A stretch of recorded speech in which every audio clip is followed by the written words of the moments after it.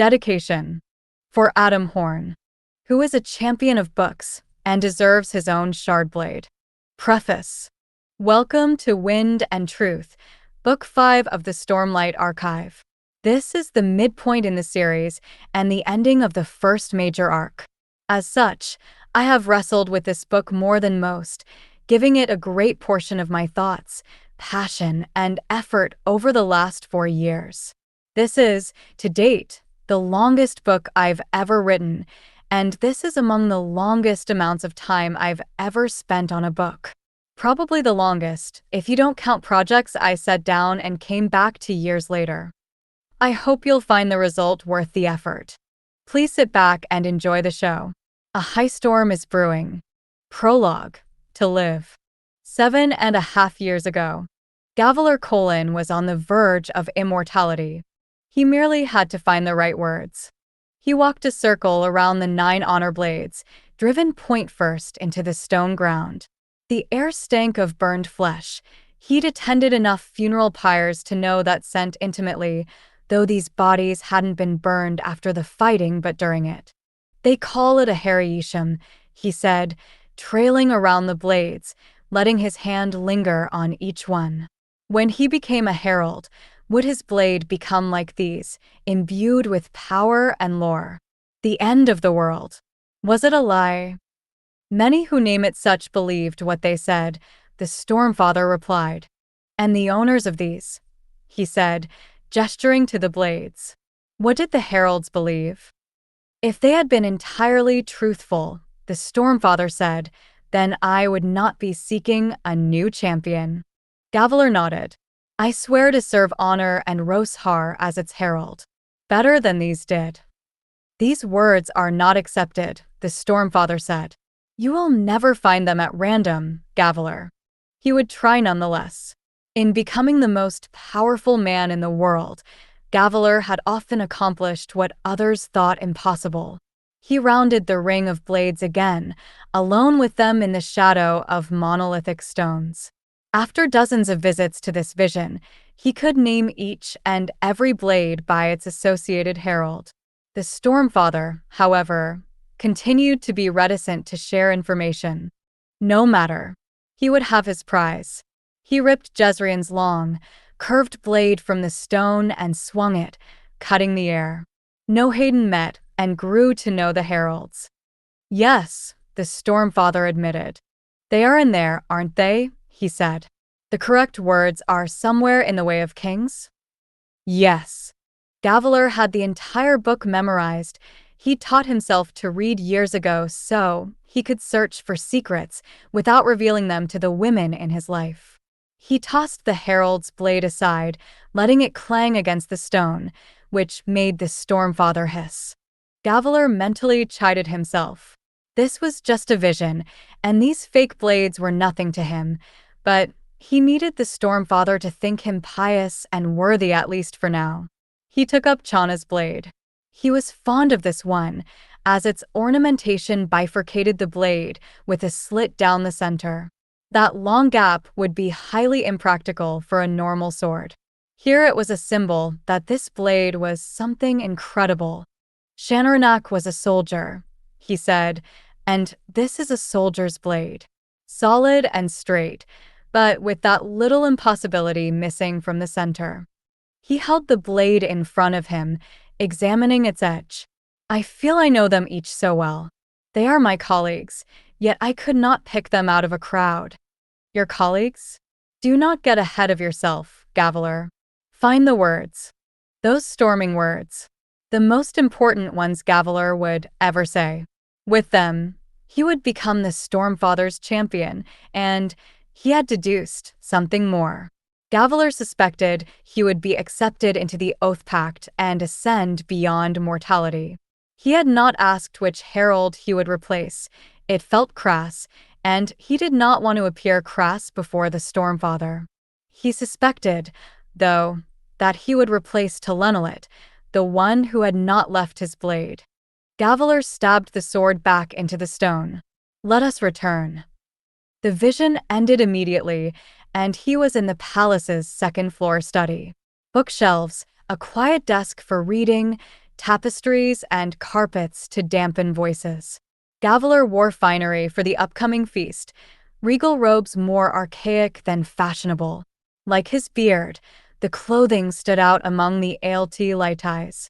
He wanted them to think of him as something ancient, beyond their petty games. This room was technically Navani's, but it was his palace. People rarely looked for him here, and he needed a reprieve from little people with little problems. As he had time before his meetings, Gavilar selected a small book that listed the latest surveys of the region around the Shattered Plains. He was increasingly certain that place held an ancient, unlocked oath gate. Through it, Gavilar could find the mythical Urithiru and their ancient records. He would find the right words. He was close. So tantalizingly close to what all men secretly desired, but only 10 had ever achieved. Eternal life and a legacy that spanned millennia, because you could live to shape it. It is not so grand as you think, the Spren said, which gave Gavilar pause. The Stormfather couldn't read his mind, could it? No, he tested that. It didn't know his deepest thoughts, his deepest plans. For if it did know his heart, it wouldn't be working with him. What isn't? Gavilar asked, slipping the book back. Immortality, the Stormfather said. It wears on men and women, weathering souls and minds. The heralds are insane, afflicted with unnatural ailments unique to their ancient natures. How long did it take? Gavilar asked. For the symptoms to appear? Difficult to say. 1,000 years, perhaps 2. Then I will have that long to find a solution, Gavilar said. A much more reasonable timeline than the mere century, with luck, afforded a mortal. Wouldn't you say? I have not promised you this boon. You guess it is what I offer, but I seek only a champion. Still, tell me, would you accept the cost of becoming a herald? Everyone you know would be dust by the time you returned. And here, the lie. A king's duty is to his people, he said. By becoming a herald, I can safeguard Alethkar in a way that no previous monarch ever has. I can endure personal pain to accomplish this. If I should die, Gavilar added, quoting the Way of Kings, then I would do so having lived my life right. It is not the destination that matters, but how one arrives there. These words are not accepted, the Spren said. Guessing will not bring you to the words, Gavilar. Yes, well, the words were in that volume somewhere, sheltered among the self-righteous moralizing like a white spine in the brambles. Gavilar Colin was not a man accustomed to losing. People got what they expected. And he expected not just victory, but divinity. The guard knocked softly. Was it time already? Gavilar called for Tiram to come in, and he did. The guard was wearing Gavilar's own plate tonight. Sire, Tiram said, your brother is here. What? Not restairs? How did Dalinar find me? Spotted us standing watch, I suspect, your majesty. Father, let him in. The guard withdrew. A second later Dalinar burst in, graceful as a 3-legged chull. He slammed the door and bellowed, Gavilar, I want to go talk to the Parshendi. Gavilar took a long, deep breath. Brother, this is a very delicate situation and we don't want to offend them. I won't offend them, Dalinar grumbled. He wore his takama, the robe of the old-fashioned warrior's garb, open to show his powerful chest, with some gray hairs. He pushed past Gavilar and threw himself into the seat by the desk. That poor chair. Why do you even care about them, Dalinar? Gavilar said, right hand to his forehead. Why do you? Dalinar demanded. This treaty, this sudden interest in their lands. What are you planning? Tell me. Dear, blunt Dalinar, as subtle as a jug of horn-eater white, and equally smart. Tell me straight, Dalinar continued. Are you planning to conquer them? Why would I be signing a treaty if that were my intent? I don't know, Dalinar said. I don't want to see anything happen to them. I like them. They're parchment. I like parchment. You've never noticed a parchment unless he was too slow to bring your drink. There's something about these ones, Dalinar said. I feel a kinship. That's foolish. Gavilar walked to the desk and leaned down beside his brother. Dalinar, what's happening to you? Where is the blackthorn? Maybe he's tired, Dalinar said.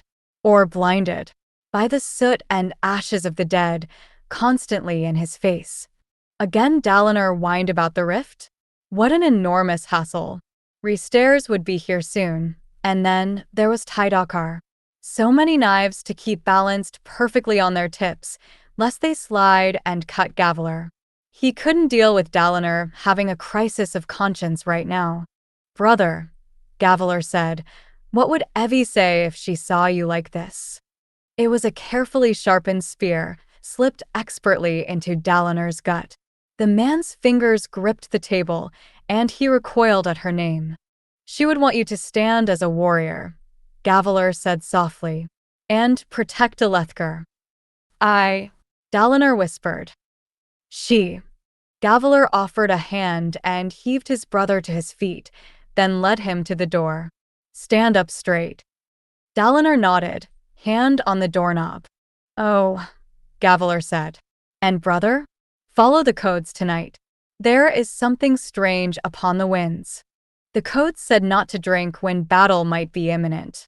Just a nudge to remind Dalinar that it was a feast, and that there was plenty of wine on hand. Though Dalinar still thought no one knew he'd killed Evie, Gavilar had found the truth, which let him use these subtle manipulations. Dalinar was out the door a moment later, his lumbering, pliable brain likely focused on two things. First, what he'd done to Evie. Second, how to find something strong enough to make him forget about the first. When Dalinar was off down the hallway, Gavilar waved Tyrim close. The guard was one of the Sons of Honor, a group that was yet another knife Gavilar kept balanced, for they could never know he had outgrown their plans. Follow my brother, Gavilar said. Subtly ensure that he gets something to drink. Maybe lead him to my wife's secret stores. You had me do that a few months ago, sire, Tyrim whispered back. There's not much left, I'm afraid. He likes to share with his soldiers. Well, find him something, Gavilar replied. I can let Restairs and the others in when they arrive. Go. The soldier bowed and followed Dalinar, shard plate thumping. Gavilar shut the door firmly. When the Stormfather's voice pushed into his mind, he was not surprised. He has potential you do not see, that one. Dalinar? Of course he does. If I can keep him pointed the right direction, he will burn down entire nations. Gavilar simply had to ply him with alcohol the rest of the time, so that he didn't burn down this nation. He could be more than you think. Dalinar is a big, dumb, blunt instrument you apply to problems until they break, Gavilar said, then shivered, remembering seeing his brother approach across a battlefield. Soaked in blood, eyes appearing to glow red within his helm, hungry for the life Gavilar lived. That ghost haunted him. Fortunately, both Dalinar's pain and his addiction made him easy enough to control. Gavilar was soon interrupted by another knock. He answered the door and found nothing outside until the Stormfather hissed a warning in his mind, and he felt a sudden chill. When he turned around, old Tidakar was there. The Lord of Scars himself, a figure in an enveloping hooded cloak, tattered at the bottom. Storms. I was made promises, Tidakar said, hood shadowing his face. I've given you information, Gavilar, of the most valuable nature. In payment I requested a single man. When will you deliver Restairs to me? Soon, Gavilar said. I am. First. It seems to me, Tidakar said, that you're less interested in our bargain and more interested in your own motives. It seems to me that I directed you towards something valuable you've decided to keep. It seems to me that you play games. It seems to me, Gavilar said, stepping closer to the cloaked figure, that you're not in a position to make demands. You need me. So why don't we just keep playing? Tidakar remained still for a moment. Then, with a sigh, he reached up with gloved hands and took down his hood. Gavilar froze, for despite their several interactions, he'd never before seen the man's face. Tidakar was made entirely of softly glowing, white-blue light. He was younger than Gavilar had imagined, in his middle years, not the wizened elder he'd seemed. He had a large spike, also blue, through one eye. The point jutted out the back of his skull. Was he some kind of spren? Gavilar, Tidakar said, take care. You're not immortal yet, but you've begun to play with forces that rip mortals apart by their very axis. Do you know what they are? Gavilar demanded, hungry. The most important words I'll ever speak. No, Tidakar said. But listen, none of this is what you think it is. Delivery stairs to my agents, and I will help you recover the ancient powers. I've grown beyond that, Gavilar said. You can't grow beyond the tide, Gavilar, Tidakar replied. You swim with it or get swept away. Our plans are already in motion. Though to be honest, I don't know that we did much. That tide was coming regardless. Gavilar grunted. Well, I intend to. He was cut off as Tidakar transformed. His face melted into a simple floating sphere with some kind of arcane rune at the center. The cloak, body, and gloves vanished into wisps of smoke that evaporated away. Gavilar stared. That looked a lot like what he'd read of the powers of Lightweavers. Knights Radiant. Was Tidakar? I know you're meeting Restairs today, the sphere said, vibrating. It had no mouth. Prepare him, then deliver him to my agents for questioning. Or else. That is my ultimatum, Gavilar. You would not like to be my enemy. The sphere of light shrank and turned nearly transparent as it moved to the door, then bobbed down and vanished through the crack underneath. What was that? Gavilar demanded of the Stormfather, unnerved. Something dangerous, the spren replied in his mind. Radiant. No. Similar, but no.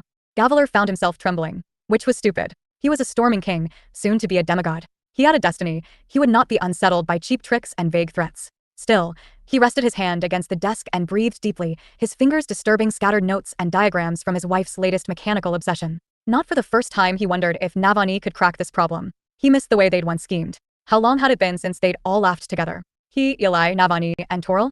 Unfortunately, this wasn't the kind of secret you shared. Eli or Sadias would seize the prize from him if they could, and Gavilar wouldn't blame them. Navani, though, would she try to take immortality for herself? Would she even see its value? She was so clever, so crafty in some ways. Yet when he spoke of his goals for a greater legacy, she got lost in the details, refusing to think of the mountain because she worried about the placement of the foothills. He regretted the distance between them, that coldness grown over their relationship. Thinking of her sent a stab of pain into his heart. He should. Everyone you know will be dust by the time you return. Perhaps this way was best. He had plans to mitigate the length of his absence from this world, but they might take several tries to perfect. So, fewer attachments seemed better, to allow for a cleaner cut, like one made with a shard blade. He bent his mind to his plans, and was well prepared by the time Restairs arrived. The balding man didn't knock. He peeked in, nervously checking each corner before he slipped through the door. He was followed by a shadow, a tall, imperious Makabaki man with a birthmark on one cheek. Gavilar had instructed servants to treat them as ambassadors, but he hadn't yet had a chance to speak with this second man, whom he didn't know. The newcomer walked with a certain firmness. Rigidity. He wasn't a man who gave way. Not to wind, not to storm, and most certainly not to other people. Gavilar Colin, the man said, offering neither a hand nor a bow. They locked stairs. Impressive. Gavilar had expected someone more like Restairs. Have a drink, Gavilar said, gesturing toward the bar. No, the man said, without a thank you or compliment. Interesting. Intriguing. Restairs scuttled over like a child offered sweets. Even now, after joining this newest incarnation of the Sons of Honor, Gavilar found Restairs odd. The short, balding man sniffed at each of the wines. He had never trusted a drink in Gavilar's presence, but always tested them anyway, as if he wanted to find poison, to prove his paranoia was justified. Sorry, Restairs said, wringing his hands as he hovered over the drinks. Sorry. Not thirsty today, Gavilar. Sorry.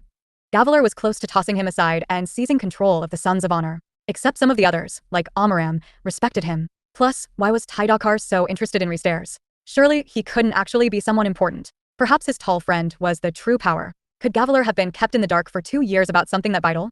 I'm glad you were willing to meet, Restairs said. Yes, because, announcement. I have an announcement. Gavilar frowned. What is this? I hear, Restairs said, that you're looking to, restore the Voidbringers? You founded the Sons of Honor, Restairs, Gavilar said, to recover the ancient oaths and restore the Knights Radiant. Well, they vanished when the Voidbringers did. So if we bring back the Voidbringers, the powers should return. More importantly, he thought, the heralds will return from the land of the dead to lead us again, letting me usurp one of their positions. No, Restairs said, uncharacteristically firm. I wanted the honor of men to return. I wanted us to explore what made those Radiants so grand. Before things went wrong. He ran his hand through his thinning hair. Before I made them go wrong. Restairs wouldn't meet Gavilar's eyes. We should stop trying to restore the powers, Rister said, his voice wilting, and glanced to his stern friend, as if for support. We can't afford another return. Risters, Gavilar said, advancing on the little man. What is wrong with you? You're talking about betraying everything we believe. Or at least pretend to believe. Gavilar subtly placed himself so he loomed over Risters. Have you heard of a man named Tidakar? Risters looked up, his eyes widening. He wants to find you, Gavilar said. I have protected you thus far. What is it he wants from you, Risters? Secrets, Risters whispered. The man can't abide anyone having secrets. What's secrets? Gavilar said firmly, making Risters cringe. I've put up with your lies long enough. What is going on? What does Tidakar want? I know where she is hidden, Risters whispered. Where her soul is. Badu Mishram, Grantaire of forms. The one who could rival him. The one we betrayed. Badu Mishram? Why would Tidakar care about an unmade? It seemed such an oddly shaped piece of the puzzle. Gavilar opened his mouth to speak, but a hand squeezed his shoulder, fingers like a vice. Gavilar turned to see Risters' Makabaki friend standing behind him. What have you done? The man asked, his voice icy. Gavilar: What actions have you taken to achieve this goal of yours, the one that my friend mistakenly set you upon? You have no idea, Gavilar said, meeting the stranger's eyes until the man finally released his grip. Gavilar took a pouch from his pocket, then casually spilled a selection of spheres and gemstones onto the table. I'm close. Risters, you must not lose your nerve now.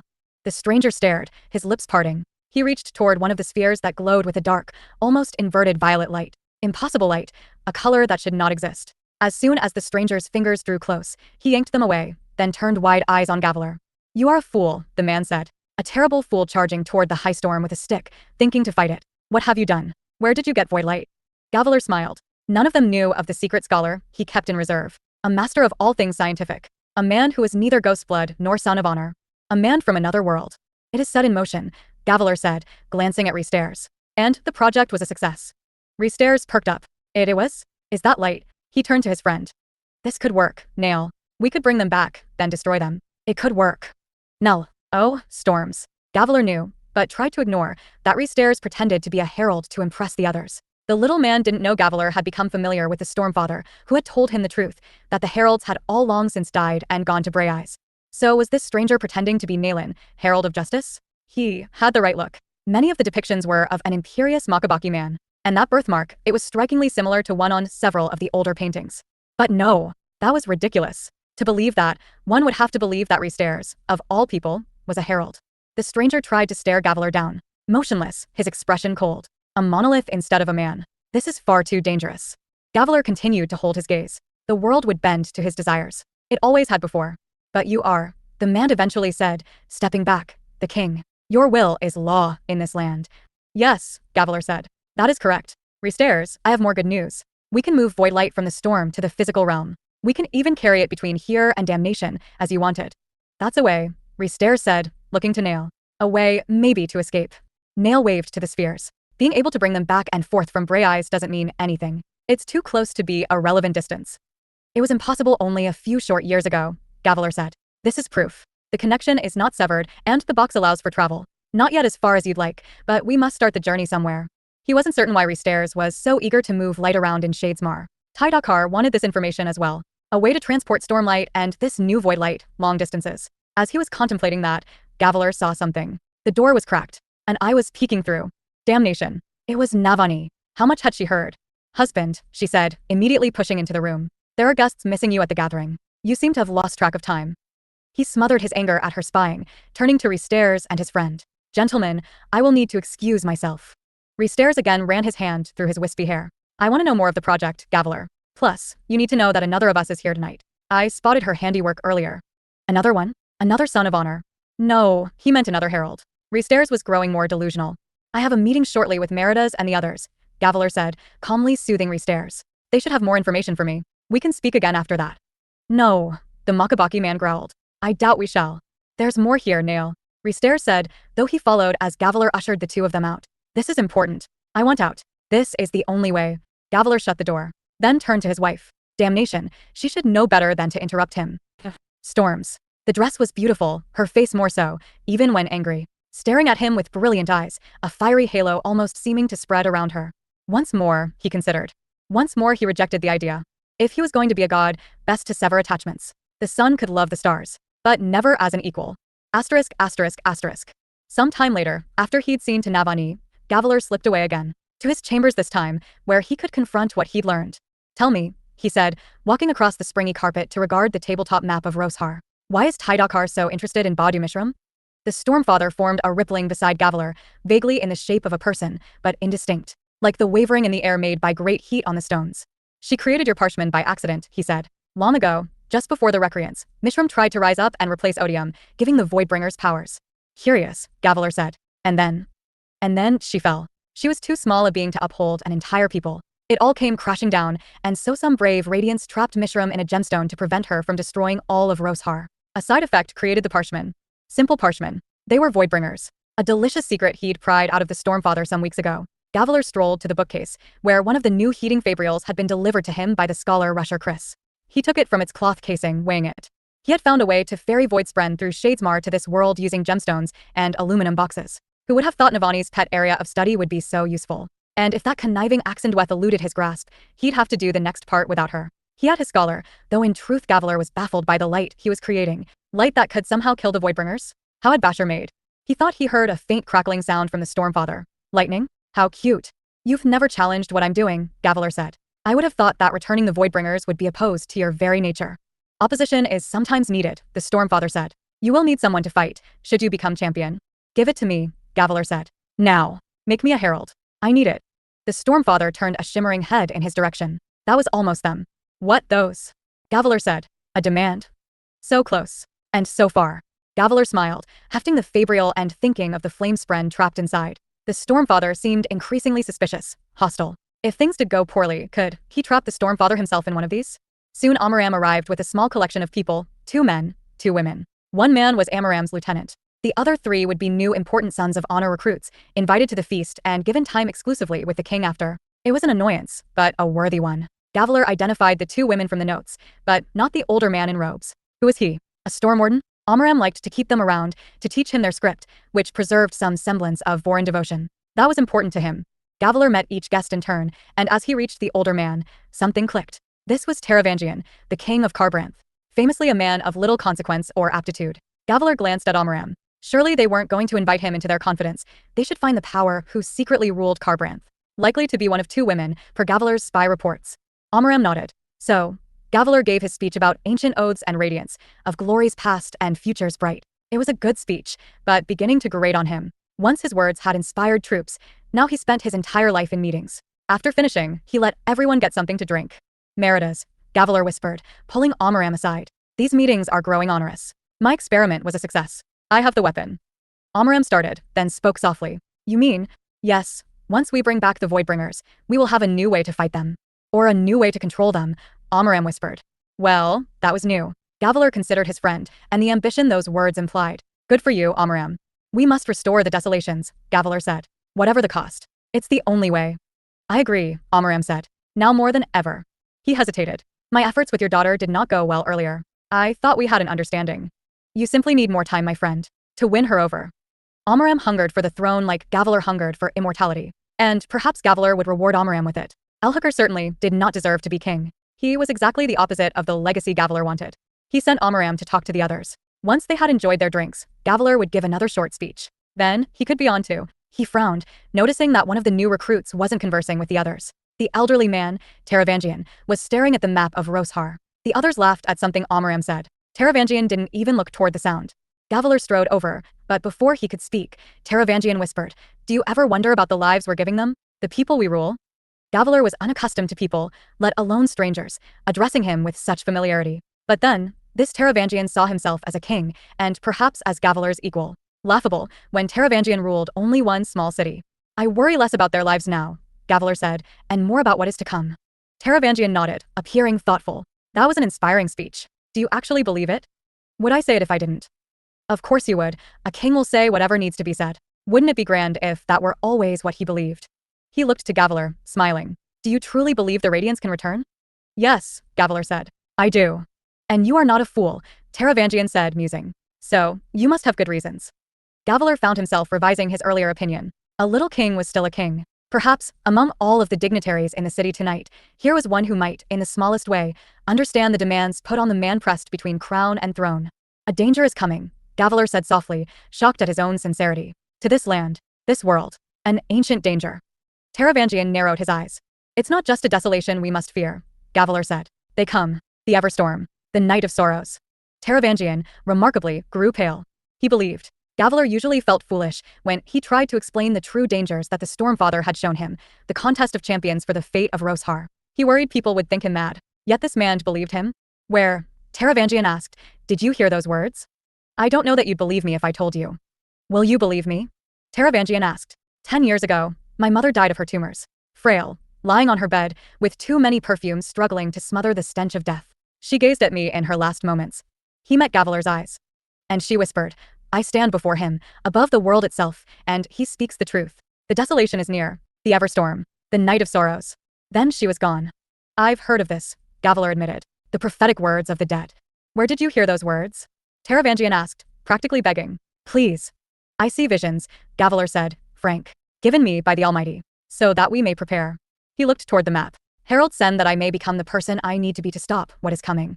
Let the Stormfather see sincerity in Gavilar. Storms, suddenly Gavilar felt it. Standing there with this little king, he felt it. Never before, in all of this, had Gavilar ever suspected he might be inadequate to the task.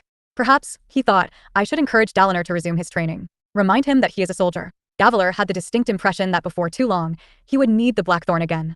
Someone is approaching your door outside, the Stormfather warned. One of the listeners. Eshonai. There is something about this one. One of the Parshendi? Gavilar shook himself. He dismissed Taravangian, Amaram, and the others, happy to be rid of that strange old man and his questioning eyes. The fellow was supposed to be unremarkable. Why did he unnerve Gavilar?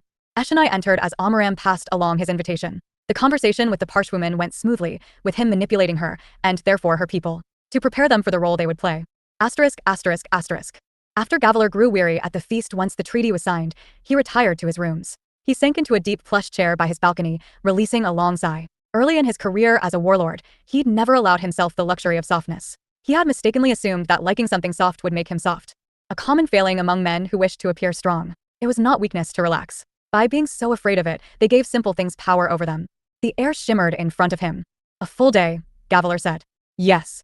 The first of many such, Gavilar continued. I will be mounting an expedition back to the Shattered Plain soon. We can leverage my new treaty to obtain guides, have them lead us inward to the center, toward Urithiru. The Stormfather did not reply. Gavilar wasn't certain the Spren could be said to have human mannerisms. Today though, that turned-away posture, hinted at in the warping of the air, that silence. Do you regret choosing me? Gavilar asked. I regret the way I have treated you, the Stormfather said. I should not have been so accommodating. It has made you lazy. This is lazy. Gavilar said, forcing amusement into his voice to hide his annoyance. You do not reverence the position you seek, the Stormfather said. I feel you are not the champion I need. Maybe. I've been wrong all this time. You said that you were charged with this task of finding a champion, Gavilar said. By honor. That is true. I do not speak in human ways. But still, if you become a herald, you will be tortured between returns. Why is it this doesn't bother you? Gavilar shrugged. I will just give in. What? Give in, Gavilar said, heaving himself out of his seat. Why stay to be tortured and potentially lose my mind? I will give up each time and return immediately. The heralds stay in damnation to seal the Voidbringers away, to prevent them from overrunning the world. The heralds are the 10 fools for that, Gavilar explained, pouring a drink from the carafe near his balcony. If I cannot die, I will be the greatest king this world has ever known. Why lock away my knowledge and leadership? To stop the war. Why would I care to stop a war? Gavilar asked, genuinely amused. War is the path to glory, to training our soldiers to recover the Tranquiline halls. My troops should be experienced, don't you think? He turned back toward the shimmer, taking a sip of orange wine. I don't fear these Voidbringers. Let them stay and fight. If they are reborn, then we will never run out of enemies to kill. The Stormfather did not respond. And again Gavilar tried to read into the thing's posture. Was the Stormfather proud of him? Gavilar considered this an elegant solution. He was puzzled why the heralds had never thought of it. Perhaps they were cowards. Gavilar, the Stormfather said. I see my miscalculation. Your entire religious upbringing, created from the lies of a Harry Isham and Honor's own failings, it pointed you toward this conclusion. Damnation. The Stormfather wasn't pleased. It suddenly felt terribly unfair. Here he was drinking this awful excuse for wine to follow the ridiculous codes. He gave every possible oblation of piety, yet it wasn't enough. What should I do to serve? Gavilar said. You don't understand, the Stormfather said. Those aren't the words, Gavilar. Then what are the storming words? He said, slamming the cup down on the table, shattering it, splashing wine across the wall. You want me to save this planet? Then help me. Tell me what I'm saying wrong. It's not about what you are saying. But... Suddenly the Stormfather wavered. Lightning pulsed through his shimmering form, filling Gavilar's room with an electric glow. Blue frosted the rugs, pure light reflecting in the glass balcony doors. Then the Stormfather cried out. A sound like a peal of thunder, agonized. What? Gavilar said, backing up. What happened? A A herald has died. No. I am not ready. The oath pact. No. They mustn't see. They mustn't know. Died. Gavilar said. Died. You said they were already dead. You said they were in damnation. The Stormfather rippled, then a face emerged in the shimmering. Two eyes, like holes in a storm, clouds spiraling around them and leading into the depths. You lied, Gavilar said. You lied. Oh, Gavilar. There is so much you do not know. So much you assume. And the two never do meet. Like paths to opposing cities. Those eyes seemed to pull Gavilar forward, to overwhelm him, to consume him. He saw storms, endless storms, and the world was so frail. A tiny speck of blue against an infinite canvas of black. The Stormfather could lie? Restairs, Gavilar whispered. Is he actually a herald? Yes. Gavilar felt cold, as if he were standing in the high storm, ice seeping in through his skin, seeking his heart. Those eyes. What are you? Gavilar whispered, hoarse. The biggest fool of them all, the Stormfather said. Goodbye, Gavilar. I have seen a glimpse of what is coming. I will not prevent it. What? Gavilar demanded. What is coming? Your legacy. The door slammed open. Sadeas, his face red from exertion. Assassin, he said, waving Tyrim, in plate, to tromp in. Coming this way, killing guards. We need you to put on your armor. Tyrim, get it off. We must protect the king. Gavilar looked at him, stunned. Then one word cut through. Assassin. I've been betrayed, he thought, and found that he was not surprised. One of them had been bound to come for him. But which one? Gavilar. Sadeas shouted. We need you in armor. Assassin on the way. Tyrim can fight him, Toril, Gavilar said. What is one assassin? This one has killed dozens already, Sadeas said. I think we should have you in plate just in case. You could wear mine, but my armorers are still bringing it. You brought your armor to the feast? Of course I did, Sadeas said. I don't trust those Parshendi. You'd do well to emulate me. Trusting too much could get you killed someday. Screams sounded in the distance. Tyrim, loyal as always, began removing the plate for Gavilar to don. Too slow, Sadeas said. We need to buy time. Give me your robe. Gavilar hesitated, then met his friend's eyes. You'd do that. I worked too hard to put you on that throne, Gavilar, Sadeas said, grim. I'm not going to let that go to waste. Thank you, Gavilar said. Sadeas shrugged, pulling on the robe as Tyrim helped Gavilar suit up. Whoever this assassin was, he'd find himself outmatched by a shard bearer. Gavilar glanced toward where the Stormfather had been, but the shimmer was gone. Spren couldn't lie. They couldn't. He'd learned that from the Stormfather. Blood of my fathers, Gavilar thought as the plate locked onto his legs. What else did it lie to me about? Asterisk, asterisk, asterisk. Gavilar fell. And he knew, as he fell, that this was it. His ending. A legacy interrupted. An assassin who moved with an otherworldly grace, stepping on wall and ceiling, commanding light that bled from the very storms. Gavilar hit the ground, surrounded by the wreckage of his balcony, and he saw white in a flash. His body didn't hurt. That was an extremely bad sign. Tidakar, he thought as a figure rose before him, shadowed in the night air. Only Tidakar could send an assassin who could do such things. Gavilar coughed as the figure loomed over him. I expected you to come. The assassin knelt before him, though Gavilar couldn't see anything more than shadows. Then the assassin, doing something Gavilar couldn't make out, again glowed like a sphere. You can tell, Tidakar, Gavilar whispered, that he's too late. I don't know who that is, the assassin said, the words barely intelligible. The man held his hand to the side, summoning a blade. This was it. Behind the assassin a halo, a corona of shimmering light. The Stormfather. I did not cause this, the Stormfather said in his head. I do not know whether that brings you peace in your last moments, Gavilar. But, then who? Gavilar forced out. Restairs? Sadeas? I never thought. My masters are the Parshendi, the assassin said. Gavilar blinked, focusing on the man once more as his blade formed. Storms, that was Jezreel's honor blade, wasn't it? What was happening? The Parshendi? That makes no sense. This is my failure as much as yours, the Stormfather said. If I try again, I will do it differently. I thought your family. His family. In that moment, Gavilar saw his legacy crumbling. He was dying. Storms. He was dying. What did anything matter? He couldn't. He couldn't. He was supposed to be eternal. I've invited the enemy back, he realized. The end is coming. And my family, my kingdom, will be destroyed, without a way to fight. Unless. Hand quivering, he pulled a sphere out of his pocket. The weapon. They needed this. His son. No. His son could not handle such power. They needed a warrior. A true warrior. One that Gavilar had been doing his best to suppress, out of a fear he barely dared acknowledge, even as he drew his last ragged breaths. Dalinar. Storms helped them. It came down to Dalinar. He held the sphere out toward the Stormfather, his vision fuzzing. Thinking was difficult. You must take this, Gavilar whispered to the Stormfather. They must not get it. Tell my brother, he must find the most important words a man can say. No, the Stormfather said, though a hand took the sphere. Not him. I'm sorry, Gavilar. I made that mistake once. I will never trust your family again. Gavilar gave a whine of pain, not from his body but from his soul. He had failed. He had brought them all to ruin. That, he realized with horror, would be his legacy. In the end, Gavilar Colin, heir to the heralds, died, as all men ultimately must, alone.